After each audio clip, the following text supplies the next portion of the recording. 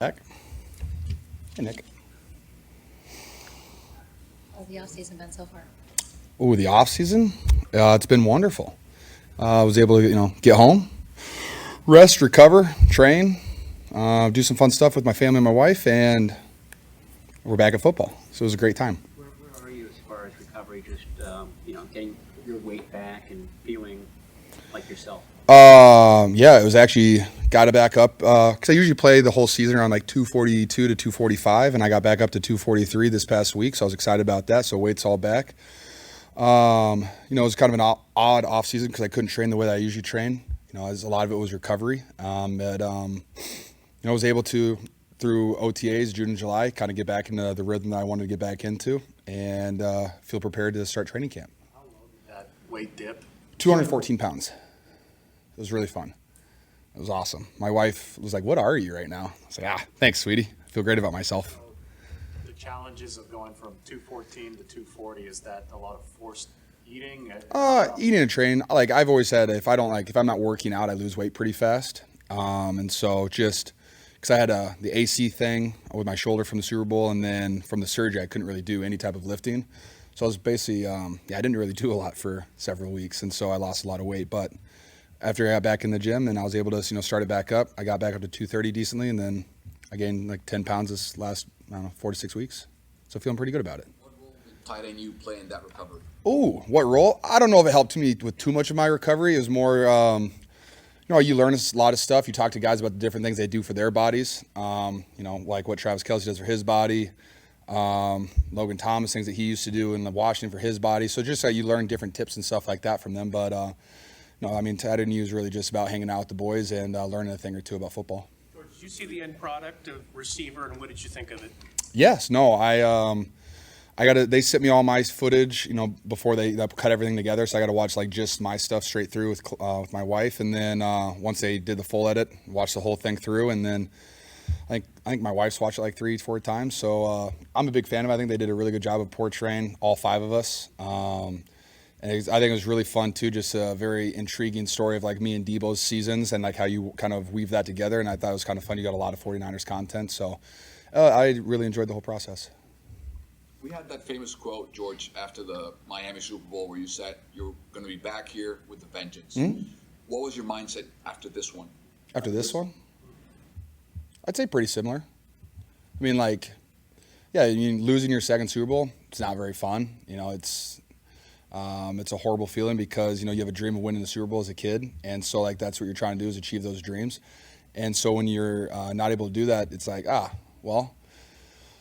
only thing to do is to go right back at it because, I'm going to year 8 and I'm not like, the opportunity is completely gone. I have a completely another shot this entire season. So all I can do is focus on this season, what I can do every single day to make myself better, helping this team along. And, the fun thing too is we still have a really good team. We're able to keep our entire offense together for the most part. Our defense still looks pretty good with Bosa and Fred over there. And, Mitch Wisnowski's still an amazing punter. And so we have a really solid team with solid coaches. And so what's not to be excited about and given another opportunity to go play football and win another one? Do you like to go back and watch the game? Do I like to? Like often? No. No, I would not go back and oftenly watch it. It's something that I watch like right after the game. And then there's not really anything for me to watch from it because you don't really take a lot from it. Spoken to Brandon Ayuk? Are you okay? Yes. Jeez Louise. Oh my goodness. Have I spoken to Brandon? I have a couple times, yes. Would you advise about you've been through the whole situation yourself. Yeah. The only thing, I try my best to not talk to guys going through contract negotiations. So when I get into positions like this, I don't have to lie to you guys. And so, because I like to keep those conversations between us. But something that I like to tell anybody going through a contract is same thing that Richard Sherman told me was like contracts are like braces. They suck the entire time, and then once you get them off, you forget that you ever had them. But this time, in case of a contract, you get a big bag of money. So it's just like, that's what I just try to tell him. It's like it's a horrible process. Like I hated the entire process when I was going through it. Bosa's last year was awful. He didn't get it done till the first week of the season. So it's like it's not fun. But when it gets done, or hopefully when it gets done, you're like, hey, I got to play football now with my job security and like my livelihood all secured. George, everyone's different. Does it help if you're going through that, to have teammates you can talk to? Yeah, especially like for me, it was really helpful talking to like Richard Sherman, because like everybody goes through contract negotiations. Some guys go through different ones. Like I don't know if I had much in common with like a quarterback going through his contract negotiation, trying to get like 40 to 50 million. But like when you're on the same ballpark, corners, wide receivers, tight ends, somewhere in there, just like someone who's gone through that and gone through it with that same team, like with the same GM, money guy, whatever it is. It's just kind of nice to be able to have that conversation with them. And you definitely gives you, because there's some things that like might piss you off. In all honesty, like they might say something, they might, when anyone's telling you what you're valued at, it's a tough conversation. And so when you have someone saying, hey, look, like that's just, they have to say these things, and you just gotta, work through it and like try not to hold on to too much anger and like be able to forgive and forget at one point. Do a couple more for George. Thanks, man. Last season, Yes, ma'am. around this time, despite Brock Purdy's injury, it kind of seemed like the team had an energy about themselves where you guys were just certain how far you could take it last season. Do you still feel that same, if you've talked to some of the guys, and if you feel that way going into this season, that same amount of high energy, certainty? I definitely feel that way. Like I said, like we brought our entire offense back. We have based our entire coaching staff back. All the guys that are designing plays and stuff like that, we have a lot of those guys back. I mean, I love Coach Sorensen as our D coordinator, and I've been able to get close to them over the last several years.